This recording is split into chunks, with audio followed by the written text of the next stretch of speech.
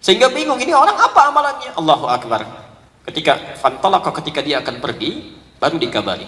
Ya, saya punya amalan nggak canggih-canggih seperti yang lain. Saya cuma membiasakan sebelum tidur di keheningan malam, memohon supaya dibebaskan dari sifat iri hati dan memaafkan kesalahan orang lain. Kata Nabi, surga itu. Surga. Nah, Mbah Darjo tadi mencari yang paling ringan, bersolawat pada Nabi setiap sebelum tidur. Allahumma shalli ala Muhammad wa ala ali Muhammad. Itu sampai basah lisannya, sampai lelah baru tertidur. Dan kesaksian keluarganya pernah ketika membacakan itu sampai hitungan 16.000 sholawat pada Nabi. Allah, barangkali menurut Allah dosanya begitu kecil, amalnya sudah banyak, dijadikan hikmah untuk kita. Kalau saya, anda, kita dihidupkan sampai hari ini di awal bulan Dzulhijjah, belum mau diampuni dosa juga, dengan cara apa lagi Allah mesti ampuni dosa kita? Bismillahirrahmanirrahim.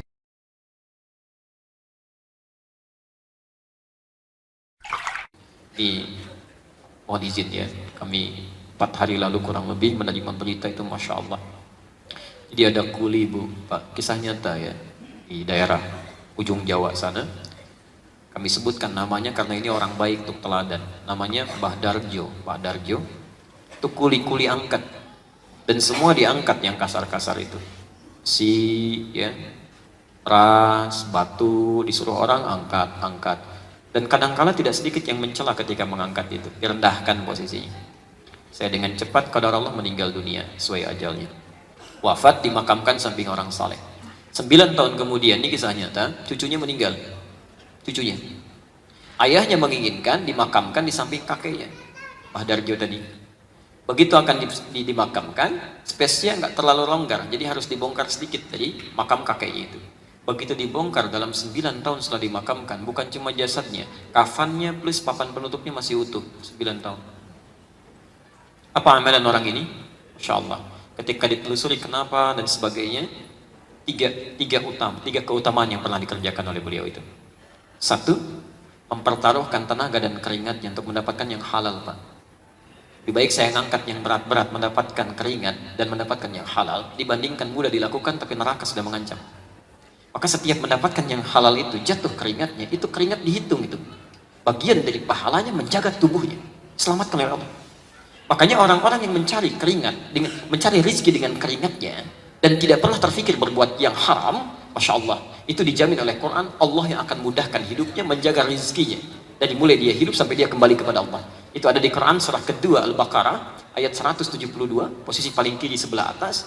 Nanti ditafsirkan di Quran surah Maryam, surah ke-19, ayat 13, posisi paling kiri di pertengahan. Ya ayyuhalladzina amanu, hai orang-orang yang merasa punya iman, kulu min thayyibati ma razaqnakum, silahkan kamu cari untuk bekal makanmu. Min thayyibati, yang baik-baik, ma razaqnakum, kami yang sediakan. Saya agak cepat sedikit. Hukum mencari rezeki, hukumnya secara umum ada di Al-Baqarah ayat 168, posisi paling kanan sebelah bawah. Itu umumnya kalimatnya mengatakan begini, ya ayyuhan nasu, hai manusia, kulu mimma fil ardi halalan thayyiban, silahkan cari rezeki, dapatkan untuk kebutuhan makan yang halal dan baik. Cara dapatnya halal, dibelikan yang terbaik untuk kesehatannya. Tapi ketika mengatakan pada orang beriman, kalimat halalnya dibuang, Pak. Silahkan cek, ya ayyuhan nasu halalan thayyiban, ya ayyuhalladzina amanu, ketika menyebutkan iman, halalnya dibuang. Kulu min thayyibati ma razaqnakum, silahkan cari yang baik-baik, kami sediakan, bukan kamu yang capek mendapatinya. Kenapa kalimat halalnya dibuang di ayat ini? Kata para ulama, karena orang-orang beriman itu dengan iman ada dalam jiwanya, akan otomatis membimbing mencari yang halal. Jadi kalau ada di sini mengaku beriman, beragama Islam, tapi masih memikirkan yang haram, maka ada masalah dalam imannya. Ada masalah, itu dijaga. Saya mohon maaf. Yang kedua, itu sabar dengan ujian. Begitu cari, dicela, gitu kan? Direndahkan, alhamdulillah. Bukankah bersabar dalam ujian mendatangkan pahala? Apalagi saat dicela, oh Masya Allah, itu gratis, Bu. Jangan marah kalau sedang dicela, itu memindahkan pahala. Hadis Muslim, nomor hadis 5611 dari Abu Hurairah. Betul, hadza min hasanati wa hadza min hasanati. Kalau ada orang berbuat baik kemudian melakukan keburukan, itu pahala kebaikannya dipindahkan pada orang yang dizalimi itu. Dan orang sholat, selesai sholat mencela orang lain yang belum sholat. Tuh lihat. Baru ngambil wudhu aja belum, kita udah jamaah kan, alhamdulillah, ya kan? Nah, itu ketika mengucapkan kalimat itu, maka pahala sholatnya pindah pada orang bersangkutan. Selesai. Masya Allah, berapa banyak pahala yang dapatkan oleh orang tadi. Yang ketiga ini yang belum bisa saya lakukan sampai hari ini pun, Masya Allah, beliau mengikuti sunnah-sunnah orang-orang soleh sebelumnya, salafus soleh. Ibu, bapak sekalian, ini bocoran sedikit ya antara kita aja di sini hari ini. Ada kebiasaan amalan dari sahabat Nabi sampai generasi setelahnya. Kalau sebelum tidur, itu suka punya amalan-amalan khusus dari petunjuk Nabi. Ada yang baca Quran dulu sampai lelah baru tidur. Ada. Kalau ibu bapak, misal ya, nanti dalam waktu senggang baca kitab Imam An-Nawawi, kitab At-Tibyan, terbitan Darun Nafais itu yang warna kuning, ada 187 halaman. Posisi di halaman ke-46, paragraf yang kedua, baris yang ketiga sampai baris kelima. Itu dikisahkan oleh beliau. Ada seorang salaf yang kalau mau tidur, itu baca Quran dulu, Pak. Ya, biasanya baca Al-Baqarah. Satu waktu tertidur, Al-Baqarahnya belum kebaca. Itu tiba-tiba tengah malam, bangun, terkejut dia mimpi, temannya sampai kaget. Masa bakatnya, kamu kenapa? Kata orang ini, wallahi laqad latahatnil baqarah. Saya mimpi tadi, saya diseruduk Al-Baqarah. Saking seringnya baca ayat itu, sehingga menjadi bagian dari hidupnya. Ada yang sebelum tidur itu suka memohon kepada Allah membebaskan dari sifat iri hati, lalu maafkan kesalahan orang. Ada. Itu di Musannaf Abdul Razak, nomor hadis 20.559, ya, jilid ke-11 halaman 187 dari Anas bin Malik. Itu disebutkan oleh Nabi besoknya sebagai ahli surga. Ketika kata Anas, bainama nahnu julusun 'inda Rasulillah. Ketika kami sedang duduk-duduk bersama Rasulullah di Masjid An-Nabawi, fa idza yaqul, tiba-tiba berkata, sayatlu 'alaikumul ana min hadzal fajji rajulun min ahlil jannah. Sekarang akan nampak pada kalian di pintu yang ini seorang lelaki calon penghuni surga.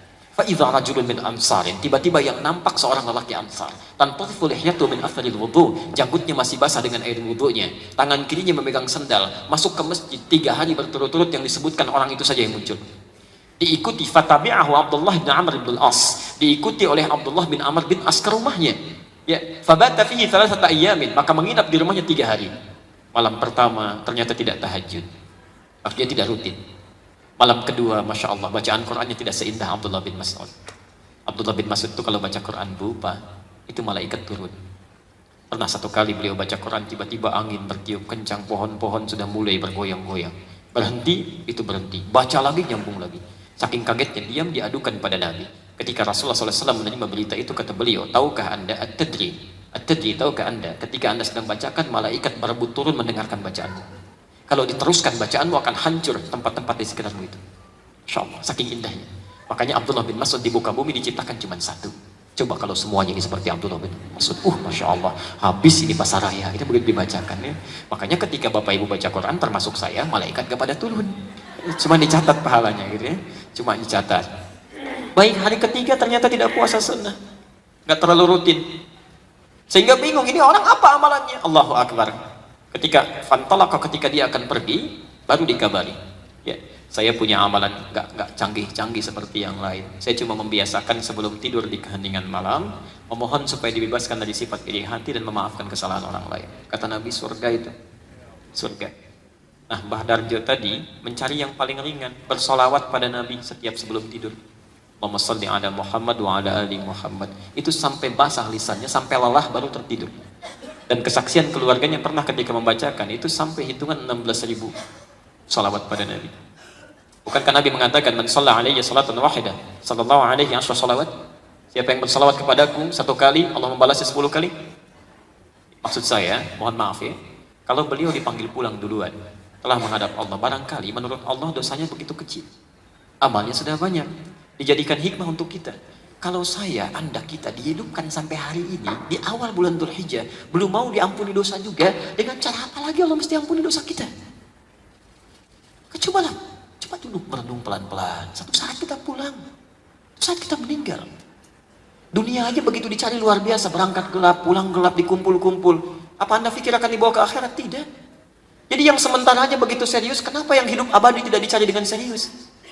Ini Bapak Ibu misalnya bekerja, beli handphone, dapat handphone, alhamdulillah, begitu meninggal dibawa ke handphonenya? Gak ada. Saya sampai hari ini belum pernah dengar ada orang meninggal berwasiat, mah kalau nanti Bapak meninggal tolong handphonenya ikutkan. Kalau kangen tolong di sekolah aja. Gak bisa ikut. Nih, Bismillah, Assalamualaikum, pahala turun. Handphonenya nggak akan ikut, kalimat itu yang naik. Bismillah, tulis SMS, jadi ibadah. Bikin status tentang kebaikan. Hari ini, hari Selasa, 4 Dzulhijjah, 1437 Hijrah. Waktu sholat sekitaran Blok M, subuh jam sekian, zuhur jam sekian, sampai isya jam sekian. Allahu Akbar, itu yang jadi ibadah. Begitu status Anda dibaca oleh orang lain, 10 orang sholat, ingat sholat, kemudian sholat karena status Anda dapat pahala dari 10 orang itu. Tanpa dikurangi sedikit pun. Hadis Muslim nomor hadis 1893. Man dalla ala khairin falahu ajruhu mithla ajri fa'ilihi min ghairi an yanqusa min ajrihi syai'. Siapa yang memfasilitasi pada kebaikan diamalkan oleh orang lain, maka dia mendapat pahala yang sama dengan yang mengerjakan tanpa dikurangi sedikit pun. Apa yang sudah Anda lakukan dengan handphone Anda? Media sosial Anda. Jadi wahana untuk melahirkan dosa. Yang punya masalah orang lain yang bikin status yang lain. Ribut di situ gitu kan. Kadang-kadang yang bukan urusan kita dipikirin juga. Oh, Blok M gelap, tulis status. Hari ini cuaca mendung ya. Emang kenapa? Gak ada hubungan dengan kita. Mau mendung mau enggak urusan Allah. Kayaknya pasti hujan nih. Kalau hujan macet. Kalau macet banjir. Ustaznya pasti nggak datang kajian. Bah. Tiba-tiba ketinggalan gitu kan. Nah itu jadi. Yuk. Sekarang sudah hari keempat ya. 6 hari lagi ke depan. Rumuskan ini. Ya, amalan-amalannya. Ya mudah-mudahan kita termasuk yang diberikan kesempatan terbaik ya. Sampai sini.